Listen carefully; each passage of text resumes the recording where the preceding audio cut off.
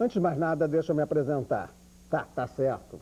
Quem já vê o programa certamente me conhece, já me viu alguma vez, mas eu quero me apresentar diferentemente, como professor da Escola de Comunicação e do Núcleo de Criação e Produção da FRJ. Basta ver na letrinha aqui embaixo que vai ser um caracteres diferentes.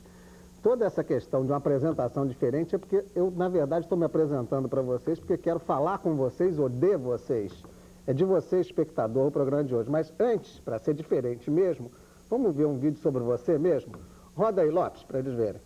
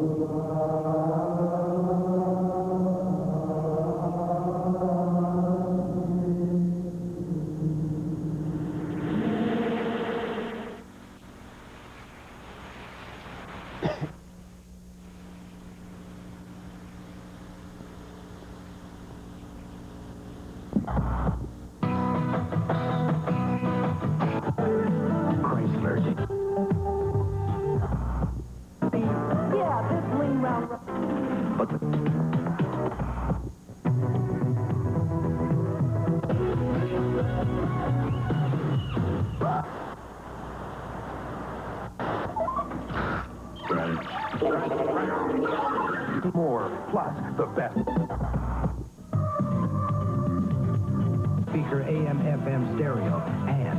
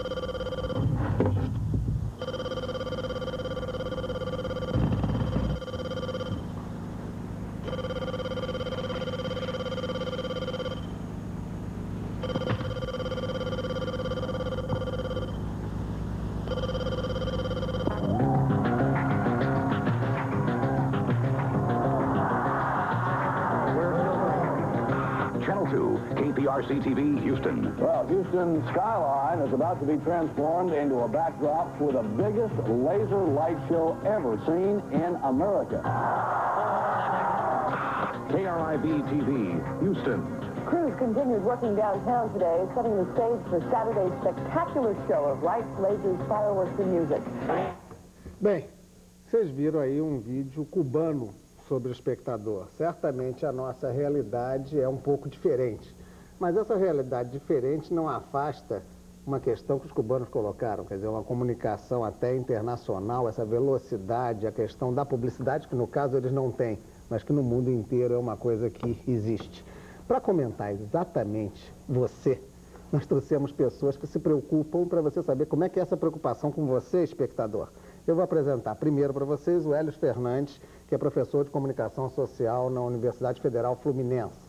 Aqui, a meu lado, o Marco Antônio Souza Aguiar. O Marco Antônio é consultor técnico do IBOP, já esteve até com a gente discutindo as influências de pesquisas na época eleitoral, né, sobre o eleitor. Bem, por fim, o Everardo Rocha, que é antropólogo e professor lá da comunicação social da PUC. Eu começo pelo Everardo, porque ele acaba de concluir uma tese, doutorado ou mestrado? Doutorado, Sociedade do Sonho. Isso. Afinal de contas, nessa questão da sociedade do sonho, quem tem razão? Aqueles que ficam ao lado da televisão como uma coisa inevitável ou aqueles que descrevem a televisão como um bicho-papão capaz de fazer a cabeça de todo mundo, transformar todo mundo num belíssimo cordeiro sem reação? Eu acho que tanto uma coisa quanto a outra representam posições muito tradicionais de análise da indústria cultural, né? Quer dizer, uma delas que a gente chamou de, principalmente Humberto Eco chamou de apocalípticos e outra desintegrados, né? Que são essas duas posições, um que coloca que a televisão é inevitável, que ela é maravilhosa, que ela democratiza e tal, e outro pessoal dizendo que ela é um bicho-papão, que destrói, que, enfim. Mas o que me impressionou muito agora vendo o vídeo, jogando um gancho com o vídeo, é exatamente, já quem está falando do telespectador, como é que o vídeo coloca com muita clareza uma quebra de limites da relação entre televisão e quem está assistindo, né? Como se o vídeo brincasse com uma possibilidade de mistura meio mágica, né, entre o espectador e o que ele está vendo, né? Nesse sentido, ele me lembrou muito uma passagem até que eu falo na minha tese, aquele filme do Woody Allen, Rosa Púrpura do Cairo. Você conhece esse filme? Em que a heroína sai de dentro, o herói sai, depois ela entra dentro do filme.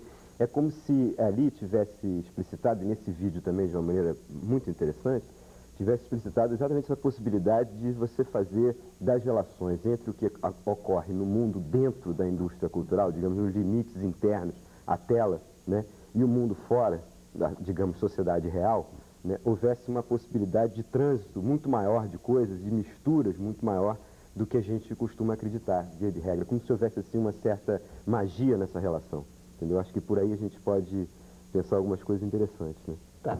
Antes da gente aprofundar, vamos pegar aqui um outro aspecto que me parece bastante comum e fácil de você que está em casa entender, que é essa velocidade da televisão. Até recentemente se discute essa questão de uma velocidade cinematográfica de Pantanal, uma novela que está fazendo sucesso, versus a velocidade mais rápida que tinham os cortes da novela da Globo. Na verdade, nós temos a televisão brasileira com a mania do corte do time. O pessoal daqui sabe, que corta, muito tempo não pode.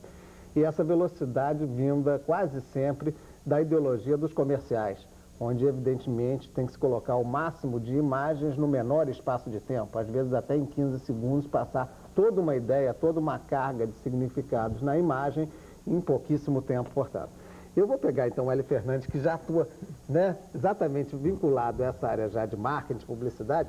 Você admite que a televisão comercial, ela criou essa velocidade, ou ela criou essa loucura e até um pouco desse sonho que a gente começou a falar da tese, na medida em que ela coloca objetos de consumo, às vezes inatingíveis para um povo brasileiro tão pobre, tão carente? Essa é uma das acusações que se faz normalmente à publicidade, né? Mas, André, antes eu gostaria de falar duas coisinhas rápidas. Primeiro, com relação ao vídeo, eu achei interessante o vídeo começar com um canto gregoriano. Achei estranho, porque aquilo remetia a gente a uma idade média que não tinha nada a ver com o princípio do vídeo. Mas achei também uma coisa curiosa, muito curiosa, é o seguinte. Mais tarde, se tiver oportunidade, eu gostaria de comentar alguma coisa sobre essa quebra provável de poder que a televisão tem atualmente. E essa quebra parece que virá através de novas tecnologias. E uma pequena tecnologia que já não é nova é aquilo que estava na mão ali daquele ator, que é o Controle remoto. controle remoto. Na verdade, o controle remoto dá uma falsa aparência de independência do espectador.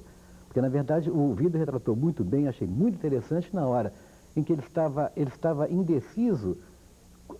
Ele não estava indeciso, não era se via ou se não via, ele estava indeciso, era para onde ele ia, para que novo universo ele ia submeter.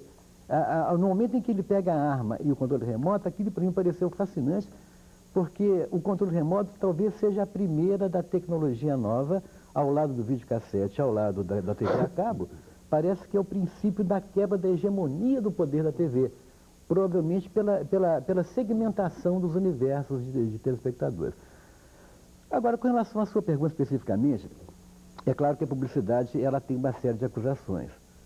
Acusações de levar o consumo à cabeça das pessoas, né, às vezes de trazer sonhos impossíveis.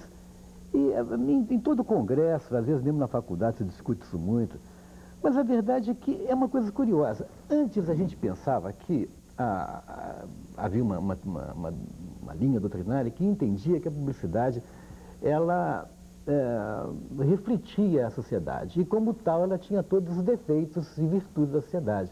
Ou seja, numa sociedade altamente aética, como é a nossa, não a nossa brasileira, mas a sociedade humana, afinal de contas, em muitos pontos ela é altamente ética, como se pretender uma publicidade ética? Agora, hoje a gente tem uma outra visão um pouco diferente. É que a publicidade não reflete exatamente a realidade. Ela se nutre da realidade para fazer, através da fantasia e do sonho, algo que eu gostaria também de comentar com o Everardo, Claro, isso mesmo. através da fantasia e do sonho, para fazer um modelo, para expropriar o discurso do telespectador. E isso é que eu acho que é interessante que ele saiba. Porque a gente cai um pouco no ovo na galinha, porque na verdade ela faz o ovo que nutre e alimenta o espectador também. Mas sem dúvida, pelo menos na questão da velocidade, você concorda? Quer dizer, a influência da velocidade do comercial... Esse time, normalmente o comercial tem 30 segundos, por razões em outros países aqui sul-americanos se fazem 10 segundos, coisas que nós não fazemos, né? O nosso mínimo é 15. E é muito difícil você trabalhar com a mensagem inteira em 15 segundos, em 30, né? É muito difícil. Então, a publicidade criou uma linguagem própria, rápida. E com isso também o time da novela, principalmente da novela, foge ao time da vida real. Só para terminar. Você falava agora há pouco algo a respeito dessa linguagem mais cinematográfica, do time mais cinematográfico da Pantanal. Na verdade, isso me parece um pouco também, é uma volta talvez ao time da novela Vague, nos anos 60, porque o time da novela Vague nos anos 60 é exatamente o time que está se dando hoje, me parece apenas um retorno aos anos 60, né? Isso. Bem, antes da gente voltar no Everardo lá, sobre essa questão do que a gente já tem avançado em termos de pesquisa sobre o espectador, tem um lado que é sempre mais discutido, e o Marco Antônio pode nos ajudar nisso, que é aquela questão, se não der Ibope, não funciona. Afinal de contas, o que se conhece? O espectador é um mero apertador do botão ou desse seletor rápido, que até dificulta talvez certamente as pesquisas, porque antes você bate na porta, ele pode ter atendido num canal e segundos depois ele estaria trocando, fica uma obra do acaso, né? Em termos da pesquisa, há uma preocupação e uma possibilidade de se localizar quem é o espectador, na verdade, ou ele acaba sendo mais um número estatístico? Bom, a televisão, ela está inserida, né, no meio social, ela como é parte da mídia e muito importante, né? Está inserida na sociedade e, portanto, se nós fizermos uma análise de conteúdo, e aliás os antropólogos e comunicadores já vêm fazendo isso, né, uma análise de conteúdo dos programas de televisão, nós vamos ver que ela é, de certa forma, um produto da sociedade, mas que ao mesmo tempo age sobre a sociedade. Ela não vai formar a opinião pública de uma maneira absoluta, ela é formada pela opinião pública e forma também. No entanto, você verifica o seguinte, ela tem um papel provavelmente reforçador. Ela não seria talvez a origem, senão nós caímos na história do ovo e da galinha que você se referiu há pouco, mas ela tem um papel, eu diria, de reforçar os estereótipos, os clichês, os valores, a ideologia, em suma, né? Ou seja, que ser a já está própria na vitrine sociedade. da sociedade. Essa é a própria vitrine. É claro, tudo isso num clima que não tem muito a ver com o mundo real, como a tese do Everardo há de provavelmente mostrar, né? Que é um clima de fantasia, né? Mas o telespectador provavelmente ele se projeta nesse clima, ele se projeta nos personagens dominantes e ele vai como que reforçando aquelas tendências que são tendências da sociedade, mas que são realimentadas e reforçadas pelo intermédio da televisão, creio eu, né? Eu não sou comunicador nem antropólogo, eu sou estatístico e trabalho em metodologia de pesquisa, mas vou só responder a sua pergunta um pouco mais. Para medir isso, eu creio que seria possível medir não a causalidade da televisão sobre os valores da sociedade, mas o reforço que ela dê. Como se poderia medir isso?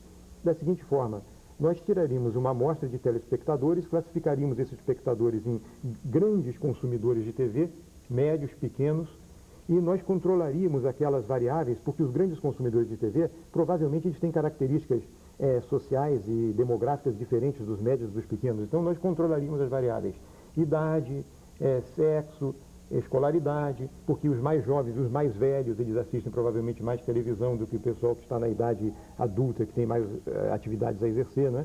Os mais instruídos assistem menos ou mais certos programas. Então, controlando essas variáveis, nós faríamos, depois de ter feito uma boa análise de conteúdo dos programas de TV, nós colocaríamos questões a essas pessoas que tivessem relação com essa análise de conteúdo e que seriam colocadas para os 3 grupos.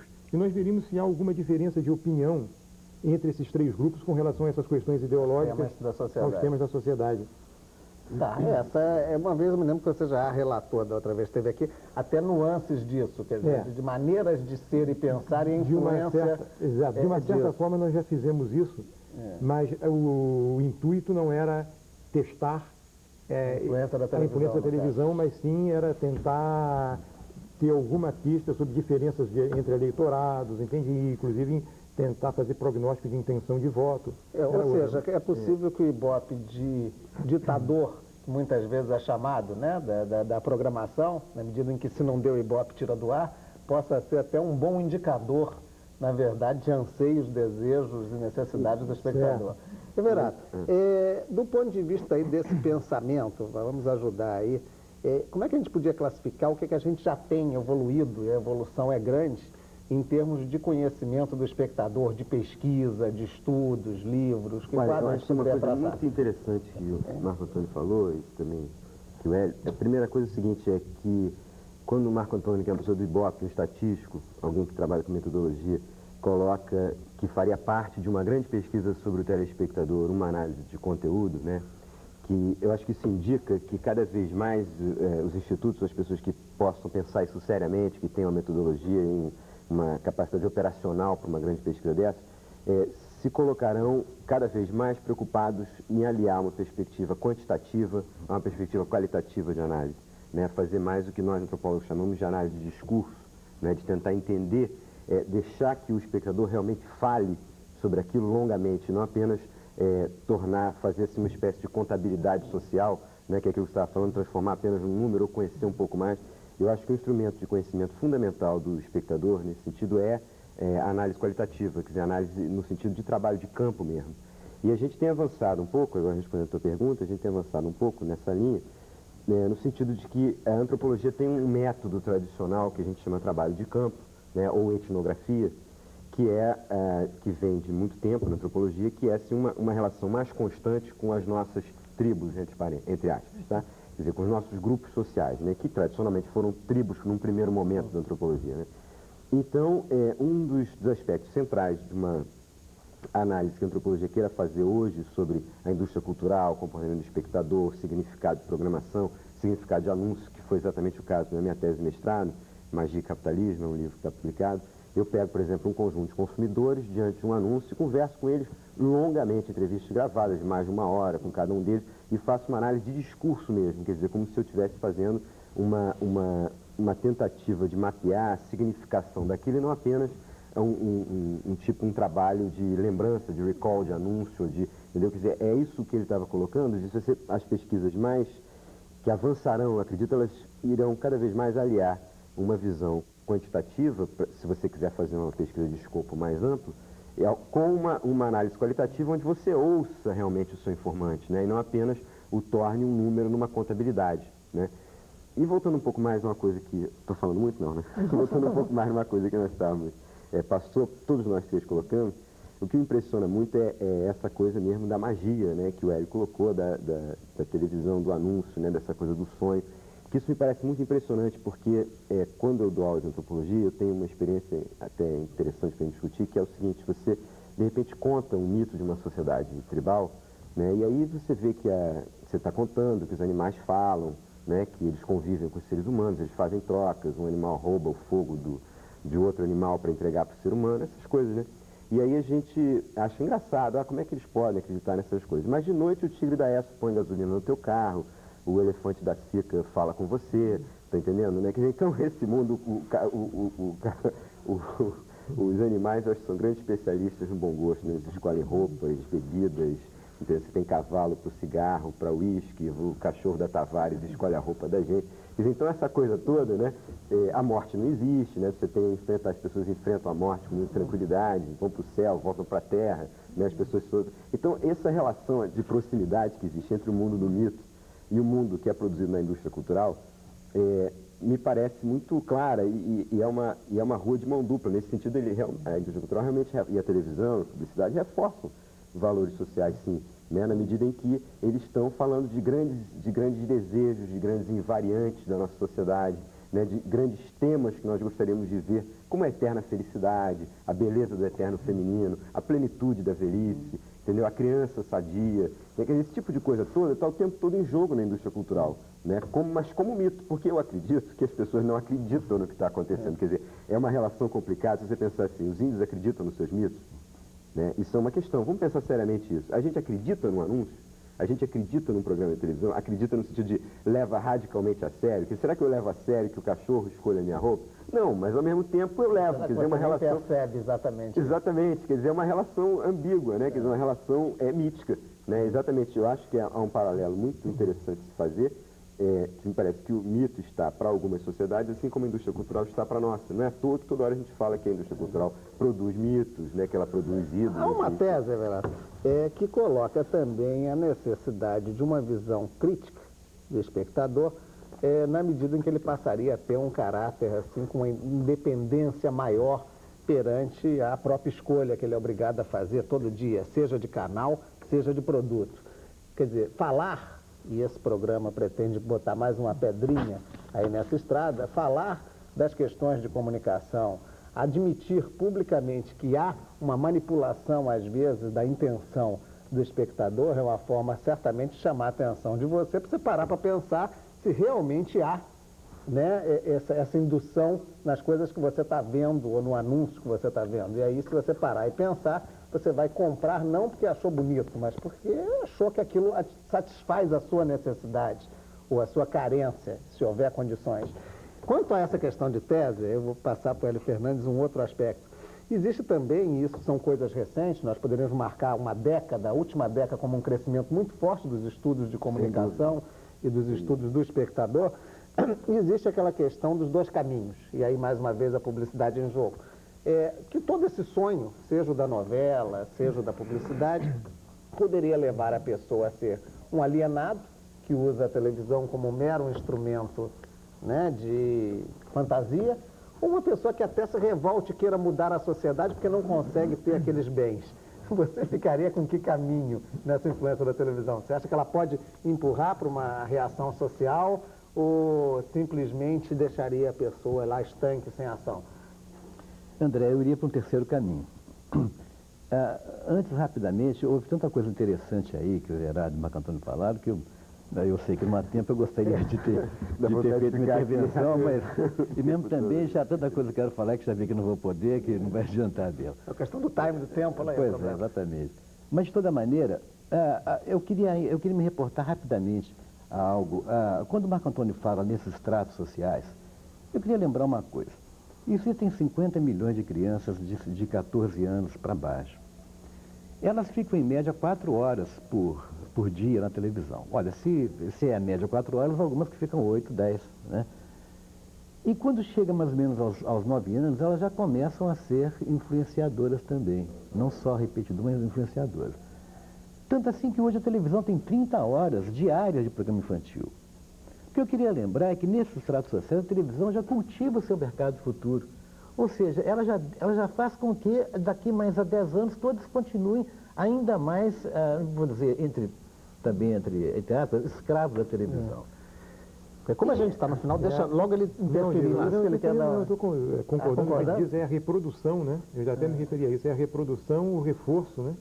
Manutenção, vamos dizer assim. Sim, e a expansão do mercado, né? E ela é algo que não pode se pensar mais fora da relação social da sociedade pós-revolução industrial, quer dizer, alguma coisa que está presente, ela influencia tanto quanto escola, igreja, qualquer outra instância, né? Instituição social, né? E era exatamente essa hegemonia do poder que é a parte ideológica que nós não tínhamos chance de discutir, que é exatamente talvez o ponto central.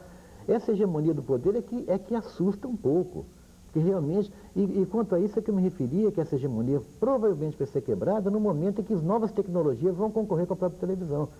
Mas você falava sobre o sonho, sobre a manipulação.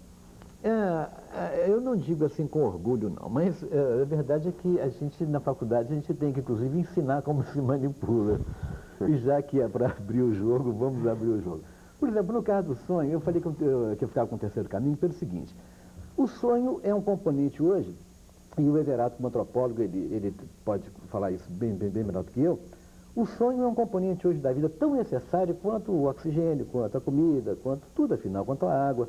Tanto assim que se nós olharmos, por exemplo, a loteria esportiva nada mais é do que venda de sonho. O produto que se vende ali não é a chance de você ficar rico, mas é o direito de você sonhar que vai ficar rico. Porque a chance de ficar é muito pequena, mas o direito de sonhar você tem no momento em que você compra a loteria. E, na verdade, quanto mais rotineira seja a vida, mais necessidade de sonhar existe. E a publicidade sabe disso, como outras áreas de comunicação também sabe disso, e nós temos, assim, nós temos já um certo manual de como fazer o sonho.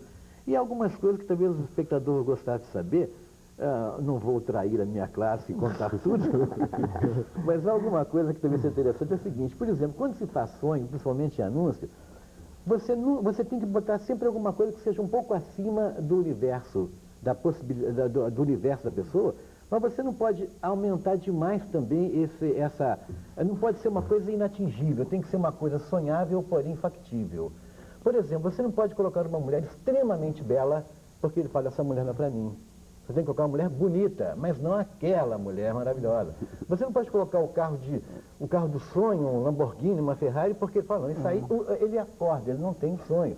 Mas você pode colocar, sim, você pode colocar um carro acima da capacidade. Deixa eu fazer uma proposta aqui que me parece mais razoável. Nós estamos com um tempo estourado, mas com o assunto estourando, né, de coisas aí. Se a gente topar abrir o jogo, vamos fazer uma mais aberta? Claro. Eu proponho a gente fazer um Espectador 2, vamos ficar hoje por aqui, convidando vocês para o Espectador 2, que a gente apresenta na semana que vem, tá? No próximo. A gente vai continuar aqui para a semana que vem.